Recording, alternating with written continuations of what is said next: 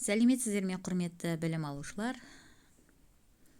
Музыка, қазақтың киелі домбырасы Ілияс Жансүгіров кеші поэмасының үзінді бөлімі бойынша өтетін тақырыбымыз әлемге танымал Ұлытау. Сабақтың мақсаты мәтіндердің идеясын, мақсатты аудиториясын салыстырып, талдау жасау. Өткен сабағымызда домбыраның құрылысымен танысқан болатынбыз. Естеріңізге түсіріп, бір-бір қарап шығыңыздар. Келесі орындайтынымыз жазылым тапсырмасы. Жақша ішіндегі тұйық етістіктерді тиісті тұлғада қойып, сөйлемді жаз. Мен бүгін Ұлытау тобының Ұлытауды өте белгілі топ деп есептеу.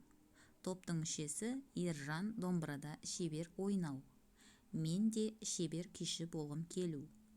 Сондықтан домбыра үйірмесіне жазылу. Анам мені үйірмеге ертіп апару. Ұлытау тобы Құрманғазының күйлерін орындау. Міне балалар, бұл жерде жақшаның ішінде етістіктер берілген. Осы етістіктерді тиісті тұлғаға қойып, сөйлемді толықтырып жазамыз. Өз жауаптарыңызды тексеріңіздер. Мен бүгін Ұлытау тобының концертіне барамын.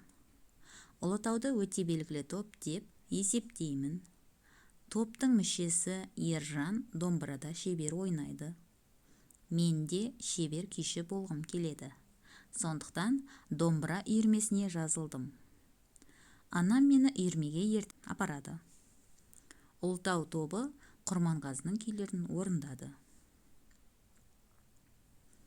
Міне оқушылар, өз жұмыстарыңызды тексеріп, естеріңізде сақтаңыздар.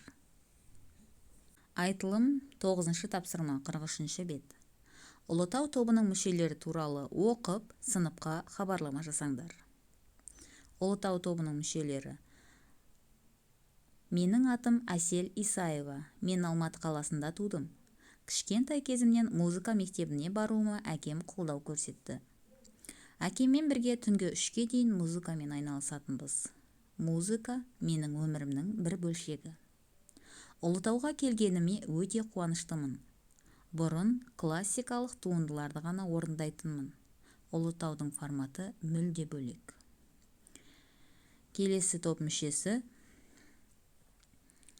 Мен Максим Кичигин. Шығыс Қазақстан облысындағы Лениногорск қаласында дүниеге келдім. Музыка мектебінде баян класы бойынша оқыдым.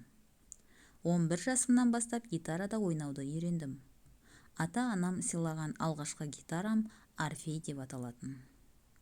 1998 жылы Қыдырәлі Болмановпен таныстым. Ол этно жобамен жұмыс істеу туралы ұсыныс жасады. Кейіннен бұл жоба көпшілікке Ұлытау атауымен танымал болды. 3-ші топ мүшесі. Таныс болыңыздар. Менің атым Ержан Әлімбетов. Мен Қызылорда қаласында тудым. Қызылорда қаласындағы музыкалық мектеппен музыкалық училищені аяқтадым. Сондай-ақ Алматыдағы Құрманғазы атындағы Қазақ ұлттық консерваториясының домбыра мамандығын бітірдім. Өмірлік ұстанымым адам болып туған соң өмір бойы сол атқа лайық болу керек. Міне балалар, Ұлытау тобының мүшелерімен таныстыңыздар. Енді осы бойынша сыныпқа хабарлама жасаңыздар. Жазылым 10-шы тапсырма 44-ші бет.